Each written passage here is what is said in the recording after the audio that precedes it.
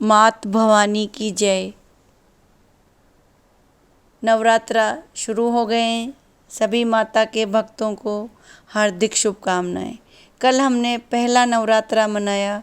पहला नवरात्रा शैलपुत्री के चेतना के बारे में हमने जाना और हमने ध्यान किया। पहला पुत्री शैल कहाई, दूजी ब्रह्मचारिणी माई।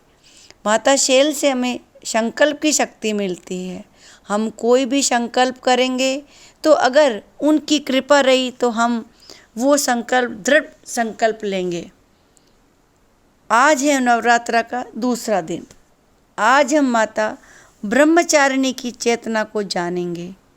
ये ब्रह्मचारिणी शब्द दो शब्दों से मिलकर बना है, ब्रह्मा और चारिणी। ब्रह्म का अर्थ क्या है? ब्रह्म का अर्थ है परमात्मा, और चारिणी यानी पथ पर चलने वाली, जो परमात्मा को पाने वाले पथ पर चलने वाली है वो ब्रह्मचारिणी। यानी परमात्मा को पाने की इच्छा रखने वाली, या जिसने परमात्मा को पाने का प्रण ले लिया है। तो ब्रह्मचारिणी माँ ने कौन सा पथ चुना परमात्मा को पाने के लिए? माँ ब्रह्मचारिणी ने तप का रास्ता चुना। तप यानी ध्यान।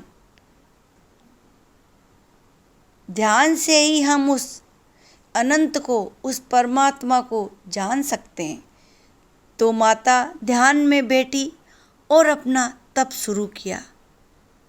तो हम ब्रह्मचारिणी से हम ब्रह्मचर्या या ब्रह्मचारिणी, औरत को हम ब्रह्मचारिणी कहते हैं और आदमी को हम ब्रह्मचारी कहते हैं। तो क्या मतलब है ब्रह्मचारी और ब्रह्मचारिणी का? हम सभी अपने जीवन में सुख शांति पाना चाहते हैं। हम सभी जॉय को, खुशी को, आनंद को ढूंढते हैं। हम वो खुशी बाहर ढूंढते हैं। हम चीज़ों में खुशी ढूंढते हैं या किसी व्यक्ति में ढूंढते हैं। हम सोचते हैं हम कुछ चीज़ खरीद लें, गहने खरीद लें, गाड़ी घर खरीद लें तो हमें खुशी मिलेगी, या हमें कोई ऐसा मिल जाए जो हमें प्यार करे या हम किसी को प्यार करें। लेकिन ब्रह्मचारिणी का क्या मतलब है? जब हम ध्यान में बैठते हैं, जब हम ध्यान करते हैं, तब हम ये जान पाते हैं कि ब्रह्मचारिणी का अर्थ क्या है। जो खुशी कहीं बाहर नहीं है, वही खुशी, वो सारी खुशी हमारे अंदर ही है। ये हमें ध्यान से पता चलता है।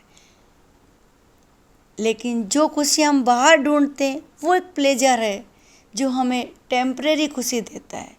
हम देखते हैं हमने चीज़ें खरीद ली, हम सबसे मिल लिए, लेकिन वो खुशी चंद समय के लिए रहती है और पता नहीं ना जाने कहाँ चली जाती है।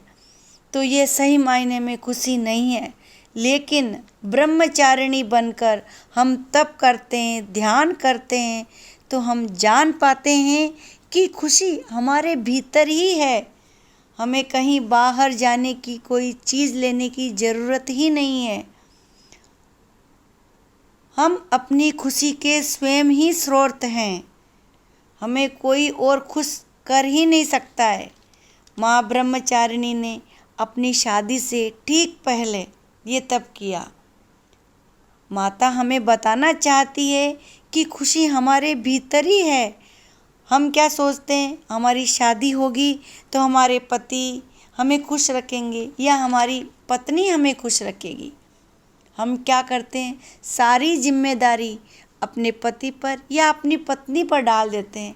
ऐसा नहीं है, कोई और हमें खुश नहीं रख सकता है। हमें ये करना चाहिए, जब हम विवाह करें तो पहले ये जान पाएँ कि हम दोनों खुशहाल व्यक्ति हैं और हमें अपनी खुशहाली की पूरी जिम्मेदारी स्वयं लेनी चाहिए। ये हमें माँ ब्रह्मचारिणी सिखाती है कि हम अपने आप में ही पूर्ण हैं। हमें कोई और नहीं चाहिए हमें पूर्ण करने के लिए। यह है असली ब्रह्मचारी होना या असली ब्रह्मचारिणी होने का।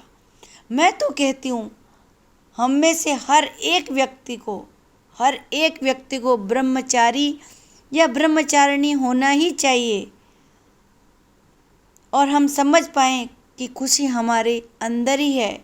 कोई और जिम्मेदार नहीं है हमारी खुशियों का स्रोत हम स्वयं हैं। यही हमें ब्रह्मचारिणी देवी बता रही है। माता ने कई वर्षों तक ध्यान किया परमात्मा को पाने के लिए, और कई तरह की चुनौतियों का सामना किया, लेकिन धैर्य से आगे बढ़ती रही। कभी भी अपने धैर्य को नहीं खोया। हमें भी अपने जीवन में धैर्य रखना है। फिर ऐसी कोई चीज़ नहीं है जो हमें नहीं मिल सकती। देवी भी हमारे जैसी ही है, लेकिन उन्होंने धैर्य के साथ चुनौतियों को स्वीकार किया और आगे बढ़ी। तो ये यात्रा देवी की नहीं है, ये यात्रा साधारण मनुष्य से देवता या देवी बनने की यात्रा है। तो हमें भी इस धैर्य को अपने जीवन में लाना है और किसी भी चुनौती से घबराना नहीं है, धैर्य नहीं खोना है। माँ के जैसे हमें भी डटे रहना है, अपने संकल्प को नहीं छोड़ना है। जैसे माँ ने परमात्मा को पाने के लिए कितनी चुनौतियों का सामना किया। जब हम तप करते हैं, ध्यान करते हैं, तो हमें भी एक ना एक दिन परमात्मा जरूर मिलेंगे। यही माँ ब्रह्मचारिणी की चेतना है। कल हम जानेंगे तीसरी देवी माँ के बारे में।